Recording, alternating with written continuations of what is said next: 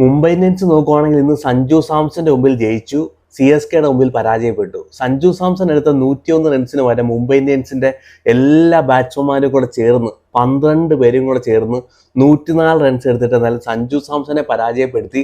പക്ഷെ C S കെയുടെ മുമ്പിൽ ചരിത്രത്തിൽ ഏറ്റവും വലിയ പരാജയം ഹാർദിക് പാണ്ഡ്യയും മുംബൈ ഇന്ത്യൻസും കൂടെ ചേർന്ന് കരസ്ഥമാക്കി. ഈ നാണക്കേടിന്റെ റെക്കോർഡുകളൊക്കെ ഏത് ഷെൽഫിനകത്ത് കൊണ്ടുവെക്കും ഹാർദിക് പാണ്ഡ്യയും മുംബൈ ഇന്ത്യൻസും കൂടെ ചേർന്ന്?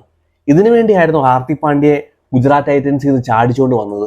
ഗുജറാത്ത് ടൈറ്റൻസ് കളിക്കുമ്പോഴത്തേന് ഹാർദിക് പാണ്ഡ്യ നോക്കുകയാണെങ്കിൽ വേറെ ഒരു ലെവലായിരുന്നു.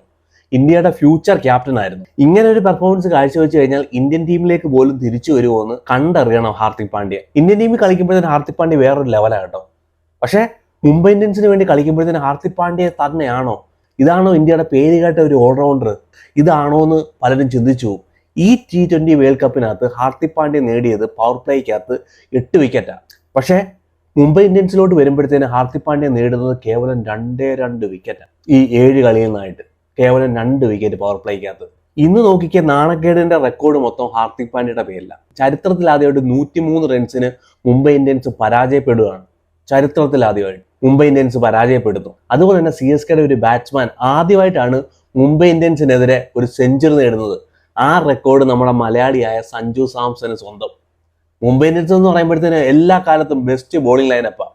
ഇന്ന് നോക്കുകയാണെങ്കിൽ സഞ്ജു താണ്ട ബുംറയെ 6 അടിച്ചുകൊണ്ടാണ് തുടങ്ങിയത്. ഒരു മാച്ചപ്പ് ഉണ്ടായിരുന്നു. 2 പ്രാവശ്യം നോക്കുകയാണെങ്കിൽ ബുംറ സഞ്ജു സാംസന്റെ വിക്കറ്റ് എടുത്തിട്ടുണ്ട്. പക്ഷെ ഇന്ന് നോക്കിക്കേ, ബുംറയും ടേക്ക് ഓൺ ചെയ്തുകൊണ്ടാണ് സഞ്ജു സാംസൺ ഇന്ന് തുടങ്ങിയത്. സോ സി എസ് കെ ബാറ്റ്സ്മാന്റെ ആദ്യത്തെ സെഞ്ചുറിയാണ് മുംബൈ ഇന്ത്യൻസിന്. ആ ഒരു റെക്കോർഡ് സി എസ് കെ സ്വന്തമാക്കി. അതുപോലെ തന്നെ വാങ്കഡയിൽ ആദ്യമായിട്ടാണ് മുംബൈ ഇന്ത്യൻസ് സി എസ് കെക്കെതിരെ ഓൾ ഔട്ട് ആവുന്നത്. ഇന്ന് എവിടെയാണ് മുംബൈ ഇന്ത്യൻസ് ഈ കളി പരാജയപ്പെടുന്നത്? ഹാർദിക് പാണ്ഡ്യ എറിഞ്ഞ പവർ പ്ലേയിൽ 2 ഓവറിനകത്ത് വിട്ടുകൊടുക്കുന്ന 38 റൺസാണ്. എക്കണോമി പരിശോധിക്കുകയാണെങ്കിൽ 19 എക്കണോമി. ആദ്യത്തെ ഓവറിനകത്ത് 19 റൺസ് കിട്ടി, സഞ്ജു സാംസൺ എടുത്തിട്ട് അലക്കി. എന്നാൽ രണ്ടാമത്തെ ഓവർ എറിയാൻ വരാതിരിക്കുകയായിരുന്നു. അവിടെ നോക്കുകയാണെങ്കിൽ അള്ളാഹ് ഗസൻഫർ നോക്കുകയാണെങ്കിൽ 3-ാമത്തെ ഓവറിനകത്ത് ഋതുരാജ് ഗൈക്വാഡിന്റെ വിക്കറ്റ് എടുത്തിട്ട് നിൽക്കുക. മൂവ്മെന്റ് നോക്കുകയാണെങ്കിൽ മുംബൈ ഇന്ത്യൻസിന്റെ കയ്യിലാണ്. 4-ാമത്തെ ഓവർ ബുംറയ്ക്ക് കൊടുക്കാതെ ഹാർദിക് പാണ്ഡ്യ സ്വന്തമായിട്ട് വരിക. ഞാൻ കാണിച്ചു തരാമെന്ന് പറഞ്ഞുകൊണ്ട് പിന്നെ വിട്ടു കൊടുക്കുന്നു 19 റൺസ്. സഞ്ജു സാംസൺ നോക്കുവാണെങ്കിൽ ഒരു ഫ്ലിക്ക് ഷോട്ട് അടിക്കുന്നുണ്ടായിരുന്നു അതിനകത്ത്. ഹാർദിക് പാണ്ഡ്യ ഒരു കിടിലൻ ഒരു ഫ്ലിക്ക് ഷോട്ട്, ഒരു 6, അതുപോലെ തന്നെ ഒരു ഗൈഡഡ് ഷോട്ട് ആ ഓവറിനകത്ത് തേച്ച് ഒട്ടിച്ചു വെച്ചു ഹാർദിക് പാണ്ഡ്യ. 19 റൺസ് അടങ്ങുന്നു. മൊത്തത്തിൽ 2 ഓവറിനകത്ത് 38 റൺസ്. സി എസ് കെ നോക്കുവാണെങ്കിൽ പവർ പ്ലേക്കകത്ത് തന്നെ 70+ സ്കോർ കണ്ടെത്തി. റൺ റേറ്റ് നോക്കുവാണെങ്കിൽ 10 റൺസ് വെച്ച് നോക്കുവാണെങ്കിൽ അവർ മെയിൻറ്റെയിൻ ചെയ്തു. സോ പവർ പ്ലേക്കകത്ത് തന്നെ നോക്കുവാണെങ്കിൽ ഹാർദിക് പാണ്ഡ്യ ടീമിനെ പരാജയപ്പെടുത്തി. പിന്നെ ഡെത്ത് ഓവർ എറിയാൻ വേണ്ടി കൃഷിന്റെ കൊടുക്കുന്നു. ഇന്ന് എക്സ്പീരിയൻസ് ആയിട്ടുള്ള സെക്കൻഡ് IPL കളിക്കുന്ന ഒരു പ്ലെയറിന്റെ കയ്യിലോട്ട് ഹാർദിക് പാണ്ഡ്യ എടുത്ത് ബോൾ കൊടുക്കുക. പോടാ നീ പോയി ബോൾ ചെയ്യും. അവിടെ 16 റൺസാണ് വഴങ്ങുന്നത്. അവസാനത്തെ ഓവറിനകത്ത് 16 റൺസ് കൃഷി വന്നിട്ട് ഇന്ന് എക്സ്പീരിയൻസ് ആയിട്ടുള്ള ഒരു ബോളറെ ബോൾ കൊടുക്കുക. 2 ഓവർ ഹാർദിക് പാണ്ഡ്യയ്ക്കുണ്ട്. ഇന്ത്യൻ ടീമിന് വേണ്ടി ഡെത്ത് ഓവർ എറിഞ്ഞ് എക്സ്പീരിയൻസ് ഉള്ള ഒരു പ്ലെയറാണ്, ടീമിന്റെ ക്യാപ്റ്റനാണ്. ഇതേ ഒരു പരിപാടി 2025 കാഴ്ചവെച്ചായിരുന്നു. അശ്വിനി കുമാറിനെ നോക്കുവാണെങ്കിൽ 2025 പ്ലേ ഓഫിനകത്ത് പഞ്ചാബിനെതിരെ ശ്രേയസ് അയ്യറിന്റെ മുമ്പിലോട്ട് ഇട്ടുകൊടുത്തു. ശ്രേയസ് അയ്യർ നോക്കുവാണെങ്കിൽ ആ ഓവറിനകത്ത് അറഞ്ചം പുറഞ്ഞം തല്ലി അശ്വിനി കുമാറിനെ. അവിടെ നോക്കുവാണെങ്കിൽ കളി തോക്കുകയും ചെയ്തു. അന്ന് ഹാർദിക് പാണ്ഡ്യക്ക് ഓവർ ഉണ്ടായിരുന്നു. ഹാർദിക് പാണ്ഡ്യ അന്നും എറിഞ്ഞില്ല, ഇന്ന് നോക്കുവാണെങ്കിൽ ഇന്നും എറിഞ്ഞില്ല. 2 ഓവറിനകത്ത് അടി കൊണ്ടപ്പോഴത്തേന് അവസാനത്തെ ഓവർ എറിയാൻ ഹാർദിക് പാണ്ഡ്യ കണ്ടെത്തിയത് ഇൻഎക്സ്പീരിയൻസ് ആയിട്ടുള്ള സെക്കൻഡ് IPL കളിക്കുന്ന ഒരു പ്ലെയറിനെയാണ് കണ്ടെത്തിയത്, ക്രിഷ് ഭഗതിനെ. പിന്നെ സാധാരണ കൊണ്ട് 4 ഓവർ കൊടുത്തു. 4 ഓവറിനകത്ത് സാധാരണ വഴങ്ങുന്നത് 40 റൺസിന് മേളിലാണ്. അടി കിട്ടിയിട്ടും സാധാരണ പിന്നെയും കൊണ്ട് ഓവർ കൊടുക്കുമായിരുന്നു. എങ്ങനെ പോയാലും ഇന്നത്തെ ഒരു പിച്ച് നോക്കുവാണെങ്കിൽ 220 250 റൺസിന്റെ ഒരു പിച്ചല്ലായിരുന്നു. ഒരു സ്ലോയിഷ് ആയിട്ടുള്ള ഒരു പിച്ചായിരുന്നു. നമ്മൾ കണ്ടു സ്പിന്നർമാർക്ക് നല്ല റോൾ ഉണ്ടായിരുന്നു. ഇന്ന് ബോൾ ടോസ് ചെയ്യുന്നുണ്ടായിരുന്നു, ഗ്രിഫ്റ്റ് കിട്ടുന്നുണ്ടായിരുന്നു, സ്ലോർ ത്രൂ ദ എയർ എറിയുമ്പോഴത്തേനും ബോൾ ടേൺ ചെയ്യുന്നുണ്ടായിരുന്നു. അഖിൽ ഹുസൈൻ നോക്ക് ബ്രില്യൻ്റ് ആയിട്ട് ബോൾ ചെയ്തില്ലേ. അള്ളാഹ് ഗസൻഫർ വന്നിട്ട് ബ്രില്യൻ്റ് ആയിട്ട് ബോൾ ചെയ്തില്ലേ. 100 ആവുമ്പോൾ നോക്കുവാണെങ്കിൽ ബോൾ ടോസ് ചെയ്ത് ബോൾ ചെയ്തില്ലേ. സോ ബോളിന് ഗ്രിഫ്റ്റ് കിട്ടുന്നുണ്ടായിരുന്നു, ബോൾ ടേൺ ചെയ്യുന്നുണ്ടായിരുന്നു. അതുപോലെ തന്നെ അല്പം ഒരു സ്ലോയിഷ് ആയിട്ടുള്ള ഒരു പിച്ചായിരുന്നു. ഒരു 180 190 റൺസിന്റെ ഒക്കെ ഒരു പിച്ചായിരുന്നു. എങ്ങനെ പോയാലും ഒരു 170 180 റൺസിനകത്ത് സി എസ് കെ പിടിച്ചു കെട്ടാനുള്ള എല്ലാ അവസരവും ഉണ്ടായിരുന്നു. വിക്കറ്റ് എടുക്കുന്നുണ്ടായിരുന്നു റെഗുലർ ആയിട്ടുള്ള ഇന്റർവ്യൂവിനകത്ത്. പക്ഷേ ബോളിംഗ് റൊട്ടേഷൻ നോക്കുവാണെങ്കിൽ ഹാർദിക് പാണ്ഡ്യക്ക് കറക്റ്റ് ആയിട്ട് യൂട്ടിലൈസ് ചെയ്യാൻ കഴിയുന്നില്ല. അവിടെ നോക്കുവാണെങ്കിൽ സഞ്ജു സാംസൺ സെറ്റ് ആവുന്നു. സഞ്ജു സാംസൺ നോക്കുവാണെങ്കിൽ ഒറ്റയാൾ പോരാട്ടം നടത്തി 207 എന്ന് പറയുന്ന തരക്കേടില്ലാത്ത ഒരു സ്കോർ മുംബൈ ഇന്ത്യൻസിന്റെ ഫോം ഇല്ലാത്ത ബാറ്റ്സ്മാൻമാർക്കെതിരെ വെക്കുന്നു. ആ ഒരു സ്കോർ കണ്ടപ്പോൾ തന്നെ 207 എന്നൊരു സ്കോർ കണ്ടപ്പോൾ തന്നെ എനിക്ക് 100% ഉറപ്പായിരുന്നു മുംബൈ ഇന്ത്യൻസ് ഈ സ്കോർ ചേസ് ചെയ്യത്തില്ല. കാരണം കഴിഞ്ഞ കളിയിൽ മോട്ടിവേഷൻ കൊടുത്താണ് തിലക് വർമ്മയെ കൊണ്ട് ആ ഒരു സ്കോർ എടുപ്പിച്ചത് ഹാർദിക് പാണ്ഡ്യ. കളിയുടെ മുത്ത നീ കളി എങ്ങനെയെങ്കിലും എനിക്ക് പിടിച്ചിരിക്കണം, നീ വല്ലതും കളിച്ചാലേ എനിക്ക് ഒരു ചാൻസ് ഉള്ളൂ, നീ കളിക്ക്, നീ അടിക്ക്, 6 അടിക്ക്, എന്നെ കൊണ്ട് പറ്റത്തില്ല. എന്നെ കൊണ്ട് കൂട്ടിയാൽ കൂടത്തില്ല, നീ അടിക്കടാ മോനെ മുത്തേ ചക്കരെ, അടുത്ത മുംബൈ ഇന്ത്യൻസിനടുത്ത് പറഞ്ഞിട്ട് നിന്നെ ഞാൻ ക്യാപ്റ്റൻ ആക്കാന്നൊക്കെ പറഞ്ഞ് അവന് ആവശ്യമില്ലാത്ത മോട്ടിവേഷൻ കൊടുത്താണ് 100 എടുപ്പിച്ചത്. അവന്റെ ഒറ്റ ഒരു ഇന്നിങ്സിലാണ് കഴിഞ്ഞ കളി ഗുജറാത്ത് ടൈറ്റൻസിനെതിരെ മുംബൈ ഇന്ത്യൻസ് ജയിച്ചു കയറിയത്. അപ്പം മിക്കുള്ള ഫാൻസും വിചാരിച്ചത് ആ മുംബൈ ഇന്ത്യൻസ് തിരിച്ചു വരുന്നു. പക്ഷേ കഴിഞ്ഞ കളി പരിശോധിക്കുകയാണെങ്കിൽ തിലക് വർമ്മയുടെ ഇന്നിങ്സ് അങ്ങോട്ട് മാറ്റി വെച്ച് കഴിഞ്ഞാൽ, നമന്തീറിന്റെ ഇന്നിങ്സ് അങ്ങോട്ട് മാറ്റി വെച്ച് കഴിഞ്ഞാൽ വേറൊരു ഇന്നിങ്സ് ഇല്ല അവിടെ എടുത്ത് പറയാൻ തക്ക. ഹാർദിക് പാണ്ഡ്യ, സൂര്യകുമാർ യാദവ്, ദാനേഷ് മലൈവേർ 2 കളി നോക്കുവാണെങ്കിൽ ഇമ്പാക്റ്റ് ആയിട്ട് വരുന്നു. ഒരു ഇമ്പാക്റ്റ് ഉണ്ടാക്കാൻ രോഹിത് ശർമ്മയുടെ റിപ്ലേസ്മെന്റിന് കഴിയുന്നില്ല. വിൽ ജാക്കിനെ രോഹിത് ശർമ്മയെ നോക്കുവാണെങ്കിൽ ഈ ടീം തീർച്ചയായിട്ടും മിസ് ചെയ്യുന്നുണ്ട്. സൂര്യകുമാറിന്റെ പ്ലേസിൽ എന്തുകൊണ്ട് ഇവർക്ക് റുദർഫോർഡിനെ ഇറക്കി വിടാൻ കഴിയുന്നില്ല? നമ്പർ 4 റുദർഫോർഡിന് പോയി ഒരു ഇമ്പാക്ട് ഇന്നിങ്സ് കാഴ്ചവെക്കാൻ കഴിയത്തില്ലായിരുന്നു. ഇന്ന് നോക്കുവാണെങ്കിൽ തിലക് വർമ്മയും സൂര്യകുമാർ യാദവും കൂടെ എന്തോ കാഴ്ചവെച്ചത്, റണ്ണ ബോൾ കളിക്കുമായിരുന്നു. ഒരു സ്റ്റേജിൽ പോലും തോന്നിയില്ല മുംബൈ ഇന്ത്യൻസ് ഈ സ്കോർ ചേസ് ചെയ്യാൻ പോവുകയാണ്. അത്രമാത്രം സ്ലോ ഇന്നിങ്സാണ് കാഴ്ചവെച്ചത്. സൂര്യകുമാർ എത്ര നാൾ മുംബൈ ഇന്ത്യൻസിനെ പറ്റിക്കും? 2 വർഷം ഇന്ത്യൻ ടീമിനെ പറ്റിച്ചു സൂര്യകുമാർ യാദവ്. അതുപോലെ മുംബൈ ഇന്ത്യൻസിനെ പറ്റിക്കാന്നുള്ള വിചാരമാണ് സൂര്യകുമാർ യാദവിന്. പക്ഷെ നടക്കത്തില്ല. മുംബൈ ഇന്ത്യൻസ് നോക്കുവാണെങ്കിൽ പേരുകേട്ട ബാറ്റ്സ്മാൻമാരുണ്ട്, പേപ്പറിനകത്ത് നോക്കുവാണെങ്കിൽ പുലികളാണ്, പക്ഷെ പെർഫോമൻസ് ഇല്ല. സോ അതുകൊണ്ട് സൂര്യകുമാർ യാദവിന് ഒളിച്ചു പോകാൻ പറ്റത്തില്ല. ഇന്ത്യൻ ടീമിൽ നോക്കുവാണെങ്കിൽ അഭിഷേക് ശർമ്മ, സഞ്ജു സാംസൺ, ശിവൻ ദുബെ, ഹാർദിക് പാണ്ഡ്യ, തിലക് വർമ്മയുടെയൊക്കെ പെർഫോമൻസ് സൂര്യകുമാർ യാദവിന്റെ പെർഫോമൻസിനെ ഒതുക്കി വെച്ചു. ആരും അറിഞ്ഞില്ല. സൂര്യകുമാർ യാദവിന്റെ ബാറ്റ് കൊണ്ട് ഒരു പെർഫോമൻസ് ഇന്ത്യക്ക് നിർണായകമായിട്ട് മാറിയില്ല. അതുകൊണ്ട് ഇന്ത്യൻ ടീമിനെ പറ്റിച്ചു, ഇന്ത്യയുടെ സെലക്ടർമാരെ പറ്റിച്ചു, നമ്മളെ പറ്റിച്ചു, അങ്ങ് പോയി. പക്ഷെ മുംബൈ ഇന്ത്യൻസിലോട്ട് വരുവാണെങ്കിൽ ഫോമിലുള്ള ഏത് ബാറ്റ്സ്മാൻമാരും ഉണ്ട്. തിലക് വർമ്മയുടെ കഴിഞ്ഞ കളിയിലെ ഇന്നിങ്സോ ഓക്കെ സൂപ്പർ ഇന്നിങ്സ് ആണെന്ന് പറയാം. പക്ഷെ അതിനു മുമ്പുള്ള ഇന്നിങ്സോ, ഇന്നത്തെ ഇന്നിങ്സോ, ഹാർദിക് പാണ്ഡ്യയുടെ ഇന്നിങ്സ് എന്താണ്? ഡീകോക്കിന്റെ ആദ്യത്തെ മത്സരം മാറ്റി വെച്ച് കഴിഞ്ഞാൽ ഡീകോക്കിന്റെ 2 കളിയിലുള്ള ഇന്നിങ്സ് എന്താണ്? സോ ഫോമില്ലാത്ത ഒരു ബാറ്റിംഗ് ലൈനപ്പിൽ സൂര്യകുമാർ യാദവ് പിന്നെ എക്സ്പോസ് ആവുന്നു. സൂര്യകുമാർ യാദവിനെയാണ് ഫസ്റ്റ് വിൽജാക്കോ, രോഹിത് ശർമ്മ വരുമ്പോഴത്തേന് ടീമിൽ നിന്ന് എടുത്ത് പുറത്തേക്ക് വെക്കേണ്ടത്. ആറ്റിറ്റ്യൂഡ് കൂടുതലാണ് സൂര്യകുമാർ യാദവിന്. പെർഫോമൻസ് നോക്കുവാണെങ്കിൽ സൂര്യകുമാർ യാദവിന്റെ ഇല്ല. ഇന്ന് നോക്കുവാണെങ്കിൽ അൻഷുൽ കമ്പോജ് സെന്റർ ഗവൺമെന്റ് എറിഞ്ഞ് തകർത്തു. പിക്കപ്പ് ഷോട്ട് കളിക്കാൻ പോയതാ, സെന്റർ ഗവൺമെന്റ് എറിഞ്ഞ് ഉടച്ചിട്ടുണ്ട്. 2 പ്രാവശ്യം ഒരേ ഓവറിനകത്ത് പിക്കപ്പ് ഷോട്ട് കളിക്കാൻ പോയത്. ഉടഞ്ഞു പോയെന്ന് തോന്നുന്നു സെന്റർ ഗവൺമെന്റ്. അത് കഴിഞ്ഞിട്ട് ആ ഒരു പിക്കപ്പ് ഷോട്ട് കളിക്കാനേ പോയില്ല. സൂര്യകുമാർ യാദവിന്റെ ഇപ്പം നോക്കുവാണെങ്കിൽ പിക്കപ്പ് ഷോട്ടേ ഉള്ളൂ. 360 എന്നൊക്കെ പറയപ്പെടുന്ന ഒരു പ്ലെയറാണ്. പക്ഷേ ഇപ്പം പിക്കപ്പ് ഷോട്ട് കൊണ്ട് മാത്രം തട്ടിമുട്ടി പോകുന്ന ഒരു പ്ലെയറാണ് സൂര്യകുമാർ യാദവ്. ഇനിയുള്ള എല്ലാ കളിയിലും ജയിച്ചാൽ പോലും മുംബൈ ഇന്ത്യൻസിനെ സംബന്ധിച്ചിടത്തോളം ഈ പ്രാവശ്യത്തെ പ്ലേ ഓഫിനകത്ത് എത്തുകയെന്ന് വെച്ചാൽ വളരെ വളരെ വളരെ പ്രയാസം പിടിച്ച പരിപാടിയാണ്. സോ മുംബൈ ഇന്ത്യൻസിനെ സംബന്ധിച്ചിടത്തോളം ഹാർഡായിട്ടുള്ള ഡിസിഷൻസ് എടുക്കാനുള്ള സമയമായിട്ടുണ്ട്. അടുത്ത വർഷത്തേക്കുള്ള മുന്നൊരുക്കത്തിനുള്ള സമയമായിട്ടുണ്ട്.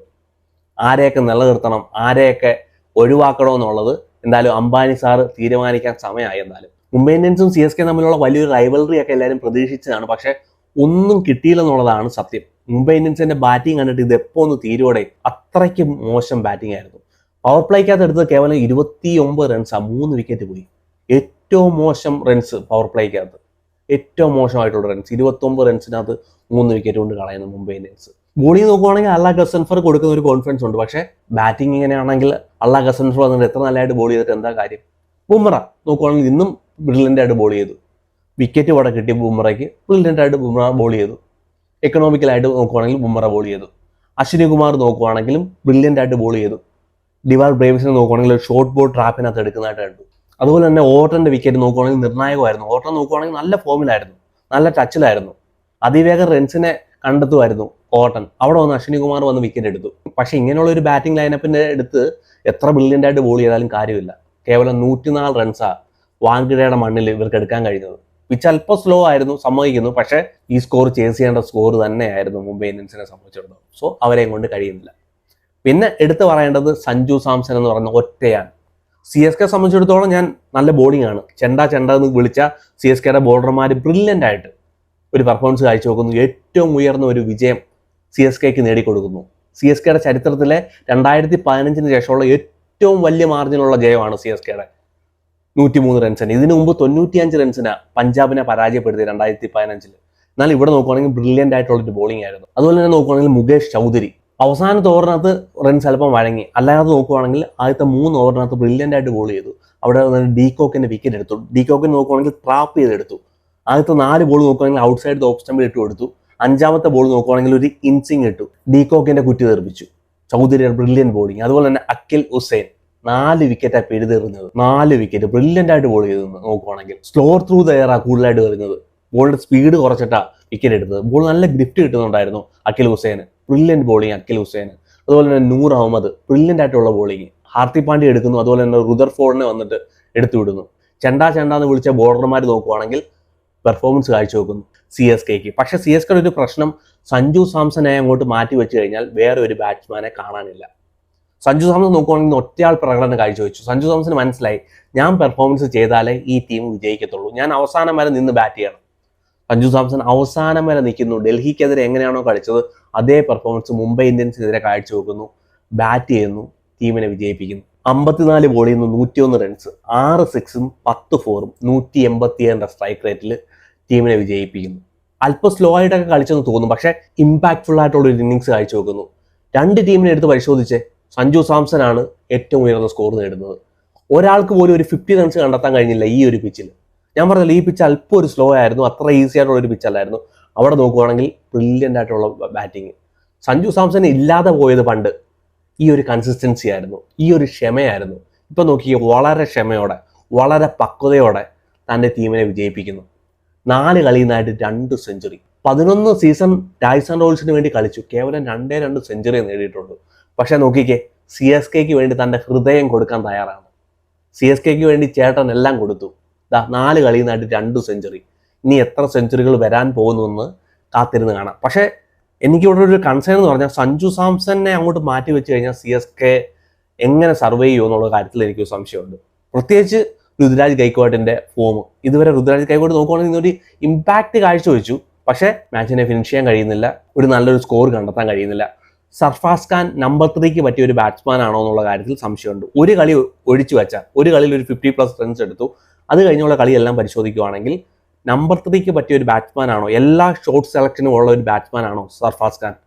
നമ്പർ 3ക്ക് എനിക്ക് തോന്നുന്നില്ല ആ ഒരു പ്ലെയർ അത്രമാത്രം സൂട്ടബിൾ ആണോ എന്നുള്ള കാര്യത്തിൽ സംശയമുണ്ട് സർഫാസ് ഖാൻ. പിന്നെ ശിവൻ ദുബെയുടെ ഫോമില്ലായ്മ. ഞാൻ വിചാരിച്ചു നമ്പർ 6 കളിക്കുന്നതുകൊണ്ടായിരിക്കും പ്രശ്നം. ഇന്ന് നമ്പർ 4 കളിക്കാൻ വരുന്നു.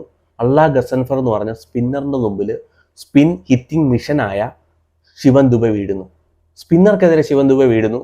സോ എന്തോ ഒരു പ്രശ്നമുണ്ട് ശിവൻ ദുബെയുടെ ഫോമിനകത്ത്. അതുപോലെ തന്നെ ഡിവാൾ ബ്രേവിസ് ഈ സീസണിനകത്ത് മൊത്തം അടിച്ചത് 4 സിക്സാണ്, കേവലം 4 സിക്സ്. അതിൽ 2 സിക്സ് ഇന്ന് അടിച്ചത്. ആ ഒരു ഇമ്പാക്ട് നോക്കുവാണെങ്കിൽ ഡിവാൾ ബ്രേവിസിനും കാഴ്ചവെക്കാൻ കഴിയുന്നില്ല. ഒരു ലോങ് ഇന്നിങ്സ് ആർക്കും കൊണ്ട് പടുത്തു വെക്കാൻ കഴിയുന്നില്ല. പിന്നെ കാർത്തിക് ശർമ്മ നമുക്കറിയാം, ആൾറെഡി ആ ഒരു പ്രൈസ് ടാഗിന്റെ പ്രഷർ ഉണ്ട് കാർത്തിക് ശർമ്മയെ സംബന്ധിച്ചിടത്തോളം. ഇന്ന് വന്നിട്ട് 19 ബോളിൽ നിന്ന് 18 റൺസ് എടുക്കുന്നത്. സ്ട്രൈക്ക് റേറ്റ് പരിശോധിക്കുകയാണെങ്കിൽ 94. അടിച്ച 2 സിക്സ് ഉണ്ടായിരുന്നു സാധാരണ, അത് നോക്കുവാണെങ്കിൽ കിടിലൻ 6 ആയിരുന്നു. ബാക്കി നോക്കുവാണെങ്കിൽ ആ ഒരു ഇന്നിങ്സിനെ മുമ്പോട്ട് കൊണ്ടുപോകാൻ കഴിയുന്നില്ല. ഇപ്പോഴും CSKയുടെ ഒരു പ്രശ്നം എന്ന് പറഞ്ഞാൽ ഒരു ഫിനിഷർ ഇല്ല. ഇവർക്ക് മാച്ച് ഫിനിഷ് ചെയ്യാൻ പറ്റിയ ഒരു ഫിനിഷർ ഇല്ല. അതുകൊണ്ട് top order Shivam Dube, Sanju Samson, Ruturaj Gaikwad, Dewald ബ്രേവ്സിനെ കൂട്ടുള്ള ഒരു ബാറ്റ്സ്മാൻ എങ്ങനെയായാലും 15 മുതൽ 20 ഓവറിനകത്ത് വേണം. എന്നാലേ ഇവർക്ക് ഇന്നിങ്സിനെ മുമ്പോട്ട് കൊണ്ടുപോകാൻ കഴിയത്തുള്ളൂ. ബോളിംഗ് നോക്കുവാണെങ്കിൽ ബ്രില്യൻ്റ് ആക്കിയിട്ടുണ്ട് CSK. ഇനിയുള്ള മത്സരങ്ങളിലും ഈ ബ്രില്യൻസ് കാഴ്ചവെക്കാൻ കഴിയും. അൻഷുൽ കമ്പോജ് ബ്രില്യൻ്റ് ആയിട്ട് ബോൾ ചെയ്യുന്നു. ഡെത്ത് ഓവറിനകത്ത് നോക്കുവാണെങ്കിൽ അൻഷുൽ കമ്പോജിനെ ഡിപ്പെൻഡ് ചെയ്യാൻ പറ്റും. Purple cap ഹോൾഡറാണ്. ബാറ്റിംഗ് നോക്കുവാണെങ്കിൽ ഋതുരാജ് ഗൈക്വാഡ് ആണെങ്കിലും മറ്റുള്ള ബാറ്റ്സ്മാൻമാരാണെങ്കിലും സഞ്ജു സാംസന് ഒരു സപ്പോർട്ട് കൊടുക്കണം. സഞ്ജു സാംസന് ഒറ്റയ്ക്ക് എത്ര കളിയിൽ CSK മുമ്പോട്ട് കൊണ്ടുപോകാൻ പറ്റുമോ എന്നുള്ള കാര്യത്തിൽ സംശയമാണ്. ഇപ്പം നോക്കുവാണെങ്കിൽ CSK പോയിന്റ് ടേബിൾ 5ാം സ്ഥാനത്ത് വന്നു. പ്ലേ ഓഫിലോട്ടുള്ള എല്ലാ സാധ്യതകളും നിലനിർത്തുവാണ്. ഇന്ന് കിട്ടിയ ഒരു വിജയം ഉണ്ടല്ലോ, നെറ്റ് റൺ റേറ്റ് ഉയരാൻ സഹായിക്കും. മുംബൈയെ സംബന്ധിച്ചിടത്തോളം ഇന്നത്തെ ഒരു പരാജയം, 103 റൺസിന്റെ പരാജയം നോക്കുവാണെങ്കിൽ അവരെ തീർച്ചയായിട്ടും ബാധിക്കും.